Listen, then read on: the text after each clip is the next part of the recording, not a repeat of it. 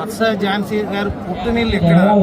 ఇప్పుడు తెలుగుదేశంలో పోటీ చేస్తున్న ఎమ్మెల్యేలందరూ విజయవాడ లేకపోతే వివిధ జిల్లాల నుంచి వచ్చిన వాళ్ళు. కానీ వత్స ఝాన్సీ గారు ఇక్కడ పుట్టి ఇక్కడ పెరిగి మెట్టినీళ్ళు అక్కడికి వెళ్ళారు తప్ప ఆవిడది స్థానికం ఇక్కడ విశాఖపట్నం జిల్లాకు చెందిన ఆవిడ. అది ప్రతిపక్షాలు ఆమె నాన్ లోకల్ విజయనగరం నుంచి వచ్చారంటున్నారు, ఎలా చూడచ్చు? అదంతా తప్పుడు ప్రచారం. ఇప్పుడు ఈరోజు జగన్మోహన్ రెడ్డి గారు ఆదరణ చూడలేక తెలుగుదేశం వారు నిన్న విజయవాడలో రాళ్ళు విసిరి పడడం జరిగింది. మళ్ళీ అది వాళ్ళ మీదకి వస్తుందనే ఉద్దేశంతో ఈరోజు చంద్రబాబు నాయుడు గారి మీద గాజువాకులో రాయి ఆయనంతటి ఆయనలో వేయించుకొని ఆ తప్పుని వైఎస్ఆర్ పార్టీ మీద తోయడానికి కూడా ఆయన పగడబందీ ప్లాన్ చేసుకుని అలాంటి కుయుక్తులు చేస్తున్న నారా చంద్రబాబు నాయుడు గారికి ప్రజలే బుద్ధి చెప్తారు.